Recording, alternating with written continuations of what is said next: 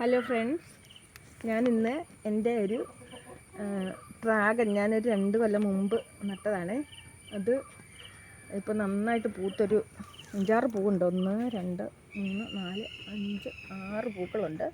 ആ പൂക്കൾ ഇന്നത് നമ്മൾ ഇതിന് പരാഗണം നടത്തി കൊടുക്കണം.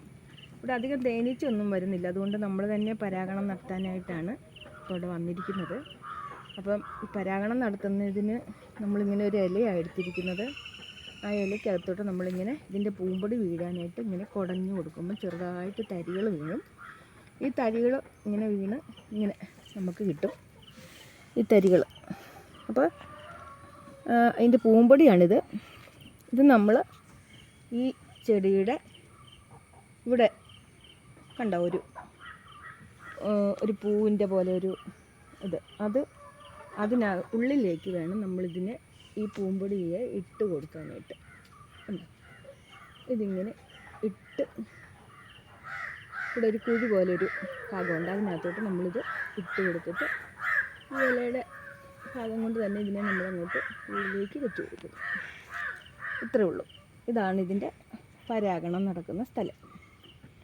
ഇത് ഈ ഉച്ചയ്ക്ക് മുമ്പ്, അതായത് ഒരു 8 മണി 9 മണിക്കകം ചെയ്യുന്നതാണ് എപ്പോഴും നല്ലത്. അത് കഴിഞ്ഞാൽ പിന്നെ പൂമ്പൊടി ഇപ്പോഴത്തെ കാലാവസ്ഥയൊക്കെ വെച്ച് മുഴുവൻ മഴ നനഞ്ഞു പോയി കഴിഞ്ഞാൽ നമുക്ക് ഈ പൊടി കിട്ടുകയില്ല. തേനീച്ചയൊക്കെ വരുന്നുണ്ടെങ്കിൽ അത് സ്വാഭാവികമായിട്ട് നടക്കും. നമുക്കിപ്പോൾ ഈ ഒരൊറ്റ ചെടിയേ ഉള്ളൂ പൂത്തതായിട്ട്. നമ്മളിത് 2 വെച്ചിട്ടുള്ളായിരുന്നു. അതിൽ ഒരെണ്ണത്തെ മാത്രമാണ് ഇപ്പോൾ ഇത്രയും പൂ ഇട്ടത്. കഴിഞ്ഞ മാസം ഒരു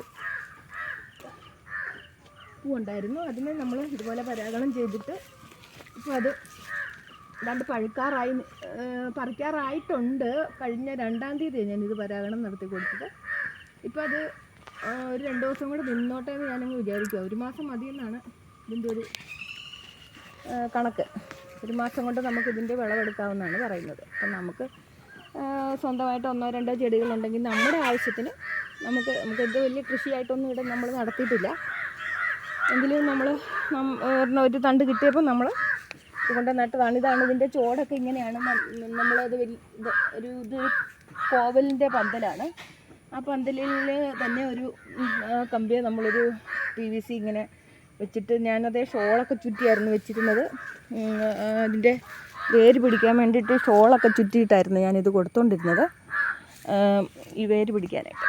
അപ്പോൾ അത് ഞാൻ വേര് പിടിപ്പിച്ചേക്കുന്ന ഒരു ഭാഗം ഞാൻ ഇതൊന്ന് പറിക്കേണ്ട വന്നായിരുന്നു. ആ പറിച്ച് കഴിഞ്ഞിട്ട് നമ്മൾ വീണ്ടും അതിനെ കൊണ്ട് ഇവിടെ വെച്ച് കഴിഞ്ഞപ്പോൾ അത് ക്ഷീണമൊക്കെ മാറി വരുന്നുണ്ട്. ഇതാണത്. ഈ ചെടി നമ്മളിതൊന്ന് പറിച്ച് മാറ്റേണ്ടി വന്നു. ഇവിടെ വേറൊരു സംവിധാനം ചെയ്തപ്പോഴത്തേക്ക് ഇത് പറിച്ചൊന്ന് മാറ്റേണ്ടി വന്നു. അപ്പോൾ പുതിയ തളിപ്പൊക്കെ ഇതേ കൂടെ ഉണ്ടാകുന്നുണ്ട്. ഇപ്രാവശ്യം ഇത് കായ്ക്കുകയില്ലെന്ന് തോന്നുന്നു. കായ്ക്കാൻ സാധ്യതയില്ല. പക്ഷേ മറ്റേത് നന്നായിട്ട് പൂത്തിട്ട് കായ്ച്ചിട്ടുമുണ്ട്. ഇതിൻ്റെ മുഴുവൻ കാര്യമൊന്നും നമുക്ക് ഇത്രയൊക്കെ അറിയത്തുള്ളൂ. ഒരു തുടക്കത്തിൽ ചെയ്യുന്നവർക്ക് ഇതൊക്കെ തന്നെയാണ്. ഒരു കുട്ടികൾക്ക് പോലും ചെയ്യാവുന്നതാണ്. നമ്മുടെ പിള്ളേരെയൊക്കെ ഇങ്ങനെ ഒരു തണ്ടൊക്കെ ഇതുപോലെ. ഇതിന് സൂര്യപ്രകാശം നന്നായിട്ട് കിട്ടണം എന്നുള്ളതാണ് ഇതിൻ്റെ ഒരു പ്രത്യേകത. നല്ല എരമ്പൊന്നും ഇല്ലാതെ നല്ല സൂര്യപ്രകാശത്തിൽ നിൽക്കണം.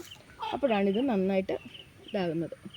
ഇതൊരു കോവലിൻ്റെ പന്തലാണ്. ആ പന്തലിൻ്റെ ഒരു തൂണയിലാണ് ഞാനിത് സെറ്റ് ചെയ്തിരിക്കുന്നത്. എനിക്ക് തണ്ട് കിട്ടിയപ്പോൾ ഞാനിത് എവിടെ ചെയ്യുമെന്ന് എനിക്കറിയത്തില്ല. അപ്പോൾ എനിക്ക് പറ്റുന്ന ഒരു സ്ഥലത്തോട്ട് ഞാനിത് ചെയ്തതന്നേ ഉള്ളൂ. ഇതിൻ്റെ ചോട്ടിൽ ഞാനൊരു തണ്ടാണ് കുത്തിയത്. അത് കഴിഞ്ഞിട്ട് പിന്നെ തണ്ട് കൂടുതലൊക്കെ വന്നപ്പോൾ ഞാൻ ചുമ്മാ ഇതിൻ്റെ ചോട്ടിൽ ഇങ്ങനെയൊക്കെ നിൽക്കുന്നത് കുത്തി കൊടുത്തിട്ടുണ്ട്. അങ്ങനെ ഒരു 2-3 തണ്ട് ഇതിൻ്റെ ചോട്ടിൽ ഞാൻ നട്ടിട്ടുണ്ട്. ഇതിപ്പം പറഞ്ഞാൽ ഇതിൻ്റെ കളറ് പിങ്ക് കളറായിട്ടാണ് ഇത് വന്നിരിക്കുന്നത്. പിങ്ക് കളറുള്ള ഇതാണ് നല്ലതെന്ന് നല്ല മധുരമൊക്കെ ഉള്ളതെന്ന് പറയും. ഞാൻ കഴിഞ്ഞ കൊല്ലം ഇതൊന്ന് കടയിൽ നിന്ന് വാങ്ങിച്ച് രുചിച്ചിട്ട് ഇതിന് വലിയ രുചിയൊന്നും പറയാനായിട്ടില്ല. എങ്കിലും നമുക്കിത് നല്ല വിലയുണ്ട്. മാർക്കറ്റിൽ ഇതിന് നല്ല വിലയുണ്ട്. ഇത് നമ്മുടെ കുട്ടികൾക്കൊക്കെ കൊടുക്കാൻ വേണ്ടിയിട്ടും ഒക്കെ നമുക്കിത് ടെറസിൻ്റെ മണ്ടയിൽ ചെയ്യുന്നവരും ഒക്കെ ഉണ്ട്. നമുക്കതിനെപ്പറ്റി ഒന്നും കൂടുതൽ അറിയത്തില്ല. നമുക്കിപ്പോൾ ഇച്ചിരി സ്ഥലമുള്ളതുകൊണ്ട് നമ്മൾ ഇങ്ങനെയൊരു ചെയ്യുന്നു. നിങ്ങൾക്കത് പരീക്ഷിച്ച് നോക്കാവുന്നതാണ്. അപ്പോൾ എല്ലാവർക്കും എനിക്ക് സബ്സ്ക്രൈബ് ചെയ്യണമെന്ന് പറയുന്നു. ലൈക്ക് ചെയ്യണം.